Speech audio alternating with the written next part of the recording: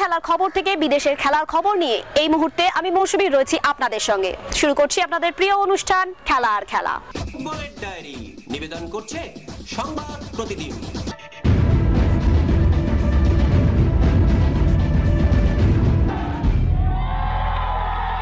Card সমস্যায় পরের ম্যাচে সুভাশিস বসু এবং আলবার্তো রড্রিগেজকে পাবে না মোহনবাগান সুপার জায়ান্ট। রক্ষণে বোঝাপড়ায় এই দুই ডিফেন্ডারের অনুপস্থিতি এখন কোচ হোসে মলিনার চিন্তার কারণ।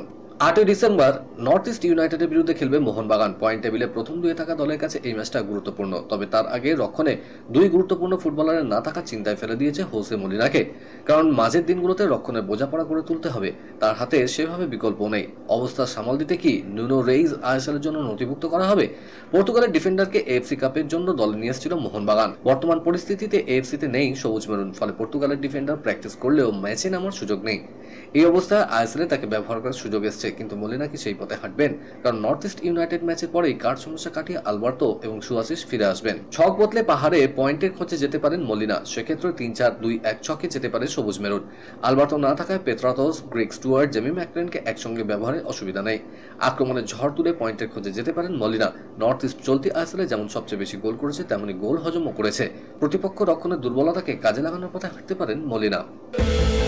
হ্যান্সি ফ্লিকের কোচিংয়ে বার্সেলোনা স্বমহিমায় ফেরায় শুধু ফুটবল প্রেমীরা নন, গর্বিত লিওনেল মেসিও। বার্সেলোনা একটি টিভি চ্যানেলকে দেওয়া সাক্ষাৎকারে আর্জেন্টিনার কিংবদন্তি বলেছেন, বার্সার খেলা দেখে এখন গর্ব হচ্ছে। অভিভূত মেসি আরও বলছেন, এই মুহূর্তে বার্সেলোনা যে ফুটবল খেলছে সেটা গর্ব করার মতোই। তবে এটা আমার কাছে নতুন কোনো বিষয় নয়। 13 বছর বয়সে প্রথম যখন এই ক্লাবে পা রেখেছিলাম, তখন ফুটবল সংস্কৃতি একই ধরনেরই ছিল।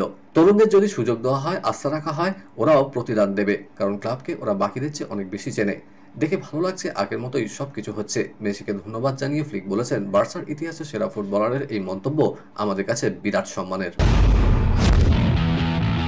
ক্রিকেটের ডায়েরি। নিউজিল্যান্ড ইংল্যান্ডের প্রথম টেস্টে মন্থর বোলিংয়ের জন্য শাস্তি পেতে হলো দুদলকেই। উভয় দলই নির্দিষ্ট সময়ের মধ্যে 3 ওভার করে কম বল করেছে। টেস্ট বিশ্বকাপের ফাইনালের দৌড় থেকে প্রায় ছিটকে গিয়েছে ইংল্যান্ড। ফাইনালে ওঠার লড়াই রয়েছে নিউজিল্যান্ড। সব দলেরই বাকি 2 থেকে 4টি করে টেস্ট।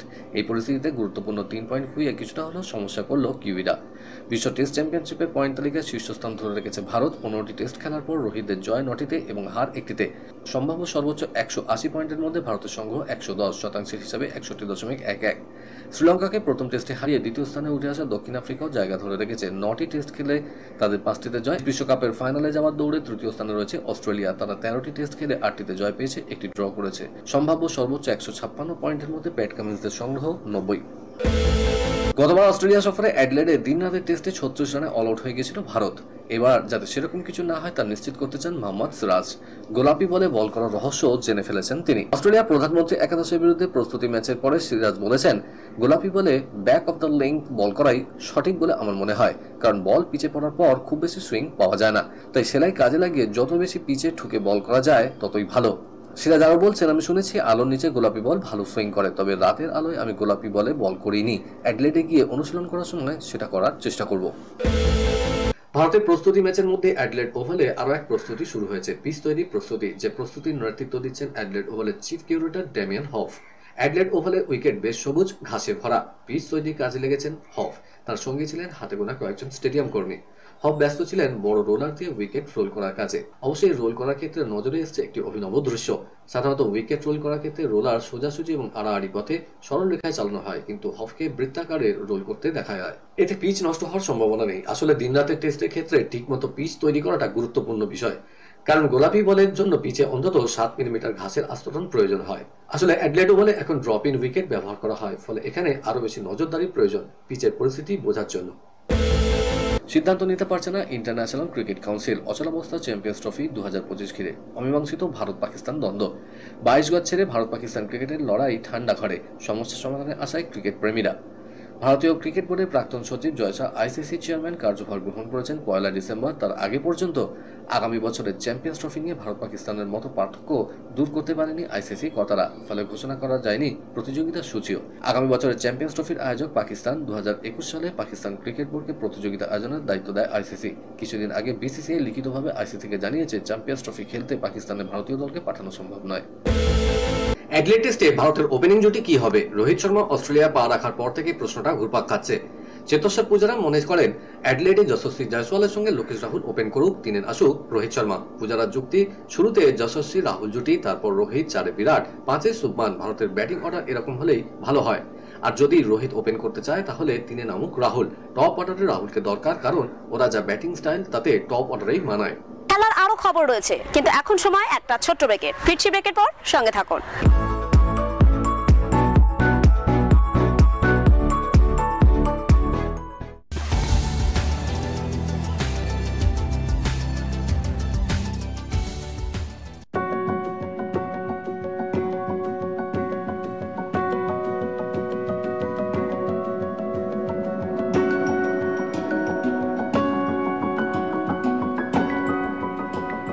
নিউজ মিডিয়া প্রযোজিত সাপ্তাহিক বিনোদন অনুষ্ঠান বিনোদন.com দেখুন প্রতি শনিবার ঠিক রাত 10:25 আপনাদের প্রিয় চ্যানেল ভিশনে।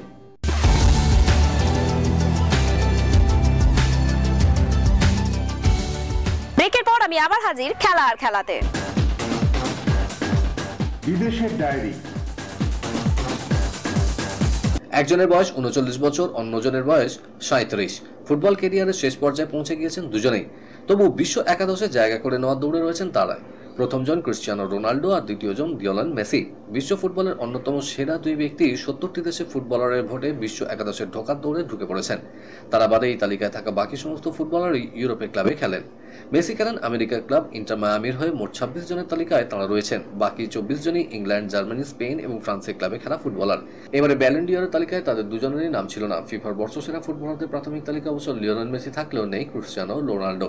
তবে ফিফার বর্ষসেরা একাদশে প্রাথমিক 26 জনের তালিকায় মেসি এবং রোনাল্ডো দুই কিংবদন্তিরই নাম রয়েছে।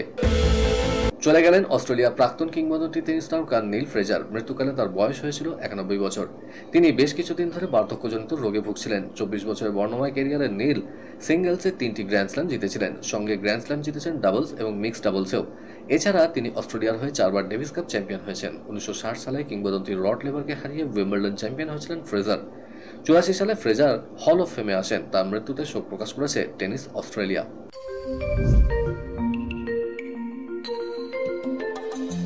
টাটা স্টিল ওয়ার্ল্ড 25কে কলকাতায় দৌড়তে দেখা যাবে গত সংস্করণের দুই চ্যাম্পিয়ন ড্যানিয়েল এবেনিও এবং সুতুমে কেবেড়েকে। কেনিয়ার ড্যানিয়েল পুরুষ বিভাগে জয়ী হন। ইথিওপিয়ার কেবড়ে জিতেছিলেন মহিলা বিভাগে। 15 ডিসেম্বর ভোরে অবশ্য তাদের কাজটা সহজ হবে না, কারণ পুরুষ বিভাগে স্টিফেন কিসা, ব্রাভেন কিপরুতো, স্যামুয়েল কিবেটের মতো রানাররা নাম দিয়েছেন, যাদের হাফ ম্যারাথনের সেরা সময় 1 ঘন্টার আশেপাশে। অন্যদিকে মহিলা বিভাগে কেবড়েকে চ্যালেঞ্জ ছুড়বেন এই ইভেন্টের প্রাক্তন চ্যাম্পিয়ন দেসি জিসা এবং ভিওলা চ্যাপেঙ্গারা। এবছর জানুয়ারিতে শুরু হয়ে গিয়েছে দেশের প্রথম আইস হকি লিগ। ধূসর লাদাখের যে লিগের সোনালী সাফল্য শুরু থেকে নজর কেড়েছে। রয়্যাল এনফিল্ডের উদ্যোগে এবং জাতীয় ও স্থানীয় আইস হকি অ্যাসোসিয়েশনের সহযোগিতায় আগামী জানুয়ারিতে শুরু হতে চলেছে এই লিগের দ্বিতীয় সংস্করণ। লিগ আয়োজনের জন্য ইতিমধ্যেই প্রাথমিক কিছু কাজ সেরে ফেলেছেন আয়োজকরা। লাদাখের বিভিন্ন এলাকা থেকে ভালো আইস হকি প্লেয়ার তুলে আনার জন্য কোচদের তৈরি করার উপর বিশেষ নজর দেওয়া হচ্ছে। ডিসেম্বরের শুরুতেই দিল্লিতে সেই কোচদের নিয়ে ট্রেনিং ক্যাম্প হতে চলেছে। সিডনিতে নিলামে উঠল কিংবদন্তি স্যার ডোনাল্ড ব্র্যাডম্যানের ব্যাগি গ্রিন টুপি। 1947-48 সালে ভারতের বিরুদ্ধে ঘরের মাঠে শেষ সিরিজ খেলেন তিনি। নিলামে 2,65,00,000 টাকায় তার সেই ঐতিহাসিক টুপি বিক্রি হলো। নিলামে এই টুপির প্রাথমিক মূল্য ধরা হয় 2,14,00,000। পরে তার দর ক্রমশ বাড়তে থাকে। আরও একবার এশিয়া কাপ জয়ের লক্ষ্য নিয়ে ওমান রওনা হলো ভারতের মহিলা জুনিয়র হকি দল। জুনিয়র এশিয়া কাপ শুরু হচ্ছে 7 ডিসেম্বর থেকে, চলবে 15 তারিখ পর্যন্ত। ভারত প্রথম ম্যাচ খেলবে বাংলাদেশের বিরুদ্ধে আগামী রোববার। পুল এতে ভারত, বাংলাদেশ ছাড়াও রয়েছে চীন, মালয়েশিয়া এবং থাইল্যান্ড। রামাকান্ত আচারেকার নিচক একজন কোচ নন, নিজেই একজন প্রতিষ্ঠান। বনস্পতি হয়ে ছায়া দিয়ে গেছেন বছরের পর বছর। সেই ছায়াতেই বেড়ে উঠেছেন একের পর এক দিকপাল ক্রিকেটার। আচারেকার ও শিবাজি পার্ক যেন এক সমর্থক শব্দ। এবার সেই শিবাজি পার্কের 5 নম্বর গেটের কাছে বসলো আচারেকারের মূর্তি। সেই মূর্তির আবরণ উন্মোচন করলেন সচিন তেন্ডুলকার। এই মাঠেই তার বেড়ে ওঠা। শুধু সচিন কেন, বিনোদ কাম্বলি, প্রবীণ আমরে, অজিত আগারকাররাও উঠে এসছেন এখান থেকেই। কলকাতার ডায়েরি নিবেদন করছে গুড এজ হসপিটাল। নর্থ ইস্টের বিরুদ্ধে জিতলেও পয়েন্ট টেবিলে সব দলের শেষেই রয়েছে ইস্ট বেঙ্গল। 8টা ম্যাচ খেলে দিমিত্রিয়সের সংগ্রহ মাত্র 4 পয়েন্ট। 2টি ম্যাচ বেশি খেলে 12 পয়েন্ট নিয়ে চেন্নাইন রয়েছে 9ম স্থানে। শেষ 2টি ম্যাচে হারলেও আওয়ান কাওয়ালের দলকে হালকাভাবে নিচ্ছেন না অস্কার। ম্যাচ জেতার পাশাপাশি স্পেনীয় কোচের লক্ষ্য গোলের সংখ্যা বাড়িয়ে রাখা। এই কারণে ডিফেন্ডারও গোল করার অনুশীলন করাচ্ছেন। শেষ কয়েক সপ্তাহে ইস্ট বেঙ্গলের খেলা বদলেছে অনেকটাই। জেতা হারার থেকেও বড় কথা, এই দলকে বহুদিন পর ছন্দে ফুটবল খেলতে দেখা যাচ্ছে। যে টিম ইত্রিয়সরা আইএসএল এর শুরুর দিকে ফিটনেসের ধারে কাছে ছিলেন না, সেই তিনি এখন গোটা ম্যাচে ছুটছেন, ধারাবাহিকভাবে গোল করছেন, রক্ষণে নেমে এসে বিপক্ষের পা থেকে বল কাটছেন। কোয়াদ্রাতের ইস্ট বেঙ্গল এবং অস্কারের ইস্ট বেঙ্গলের সব থেকে বড় তফাৎ ফিটনেসে, আর তার অন্যতম বড় কারণ নতুন ফিটনেস কোচ জেভিয়ার সানচেজ। ফুটবলাররা চোট পেলেও দ্রুত ফিরে আসছেন অনুশীলনে, তাই অস্কার ব্রুজোর কাজ অনেকটাই সহজ হয়ে যাচ্ছে। কলকাতার ডায়েরি নিবেদন করলো গুডেস হসপিটাল। আজকের মতো এই পর্যন্তই। আগামীকাল আপনাদের সঙ্গে আবার দেখা হবে ঠিক এই সময় এই চ্যানেলে। বাই।